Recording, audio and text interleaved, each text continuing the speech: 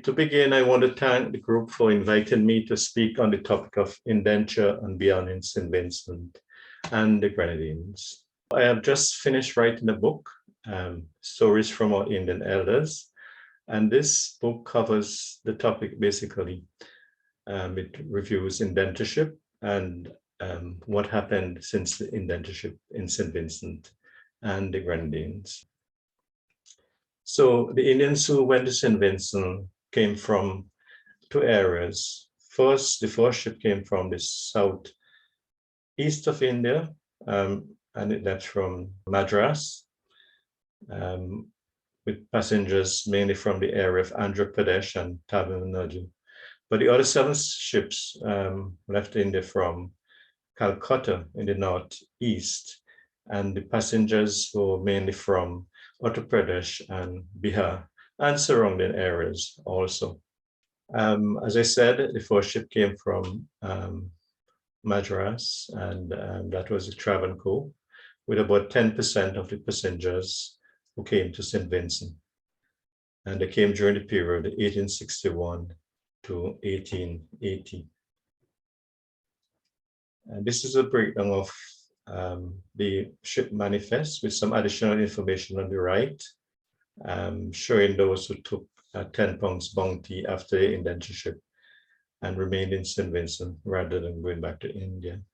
And the first line is Shulakam, who I believe is my great grandfather from India. He came with two sisters and his parents.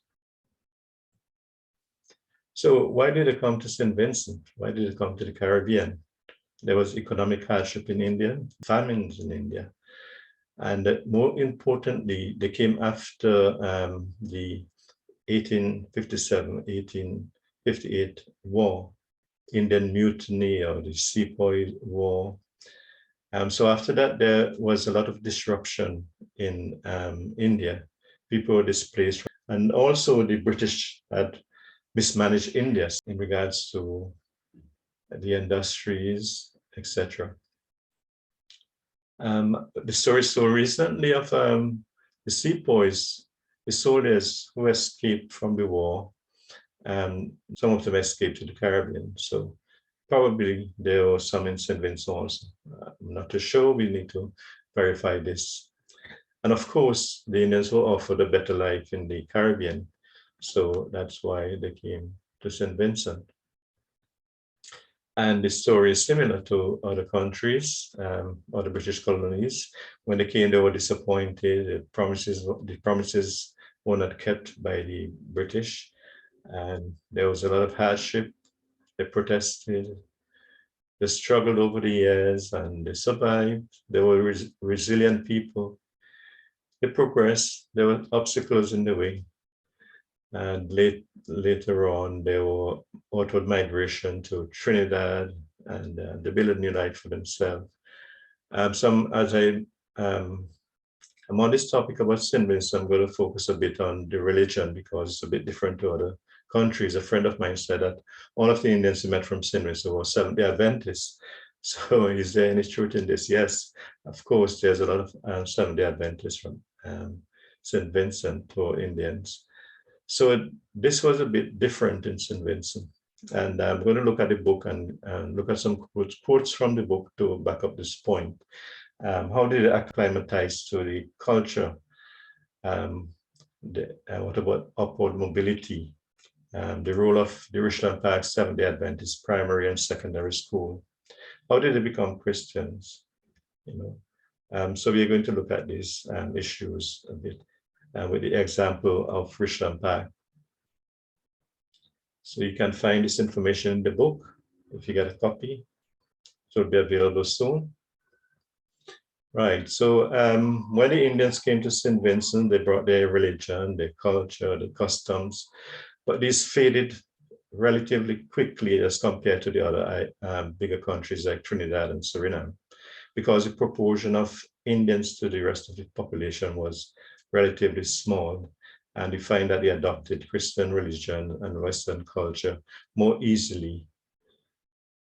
Right now, we do not have any descendants who speak the Hindu language, whereas you might find remnants of it in Guyana and Suriname, Trinidad.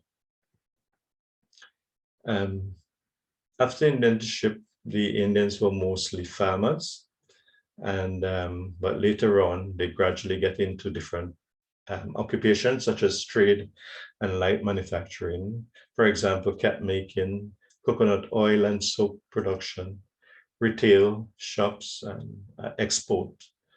Primary school education was accessible, but only a few of them were able to access secondary school education because they were at the time in the early years, there were only two high school, the boys' grammar school in Kingston and the girls' high school, which was far away from the Indian communities. But Indians were ambitious and they thought that an education would enable their children to achieve greater things in life.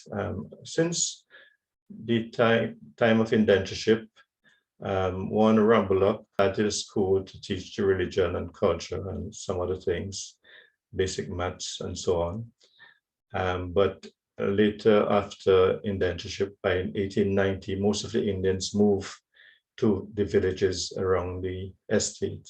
I'm going to look a bit at the case of Richland Park, where the Indians were instrumental in starting a new school. There was only one primary school nearby in Mesopotamia, which was about 2.5 miles away. And children from Richland Park had to walk on this gravel stone road at the time. But later on, the folks in Richland Park got together and built a primary school. At that time, it was only a bamboo wall school at the downstairs of a church, the Seventh-day Adventist church. So it was difficult at the time in the mid-1960s. Later on, the school expanded and into a high school. There was a high school established in Mesopotamia, and then later on it moved to Richland Park, and where the primary school was under the church, and the primary school moved into a house. But later on, they were able to build a high school building near to the Oval in Richland Park, the playing field. But this primary school is still housed downstairs of the church. These educational institutions were very instrumental in giving the Indians of Richland Park and the surrounding villages and students on the windward side of the island the opportunity to get a high school education. And some of them were able this time to enter into the teaching profession, to go abroad to obtain tertiary education and qualify themselves as doctors and dentists and pharmacists, etc. Whereas before these schools were built, it was difficult for them to, this high school, it was difficult for them to get a high school education. You know, when they came to the estate in Argyll, they belonged to different clans and castes and so on. So there wasn't a massive amount of Indians to basically hold their religion. At the end of the 19th century, there's a census that says that there were only about 376 Indians remaining, because a lot of them, 55% of them had returned back to India. Some had died because of diseases such as cholera, and some from the volcanic eruption of 1902 and the hurricane in 1898. And during that time also there was an outbreak of cholera, so quite a lot of them died.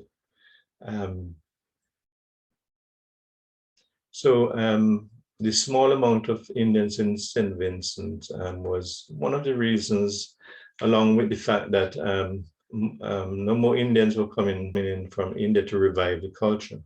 So they quickly yield to the pressures in the society at the time. Earlier on, during the time of indentureship, they gave their children Western names. There was some pressure at the time to register the children using English names, and they were baptized and became Christians. But I think at the time there was a lot of pressure, right, for them to become Christians, but later on, missionaries were coming in. For example, in the case of Richland Park, there were two missionaries who came from Trinidad. An account narrated by Mr. James Charcha Woods. Mr. Woods encountered these missionaries, had a lot of conversation with them, read two of their books, and later on, he was baptized in 1931 at the age of 41. He said that after his father, Sitaram, died, the next generation took up the English way. So I guess that also included the religion, you know.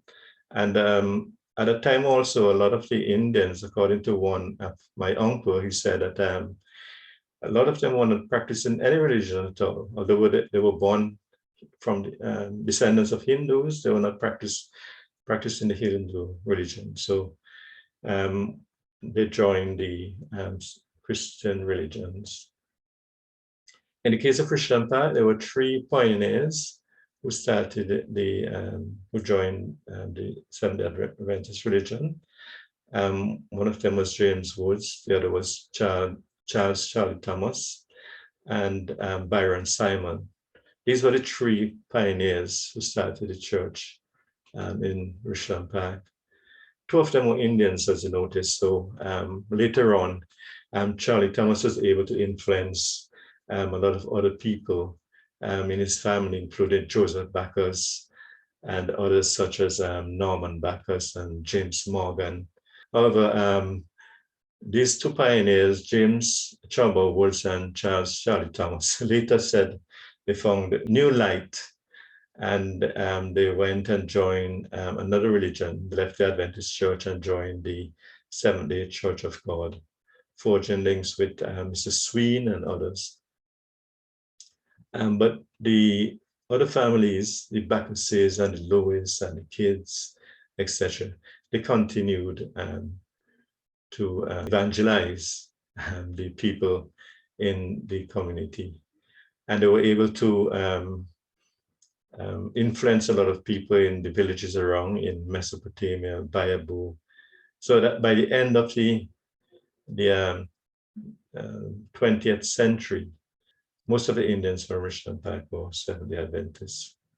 So that's my presentation. Thank you very much. For more information, you can get a copy of this book. Here's my contact information. By the way, the bamboo school that I spoke about, it is still housed downstairs of the church. And right now there's a project that is drawn up to build a new building for this school. So those of you who are interested and who would like to help, I have put the bank information here for you to make a donation to the new building. Okay, you can snapshot it. Thank you very much.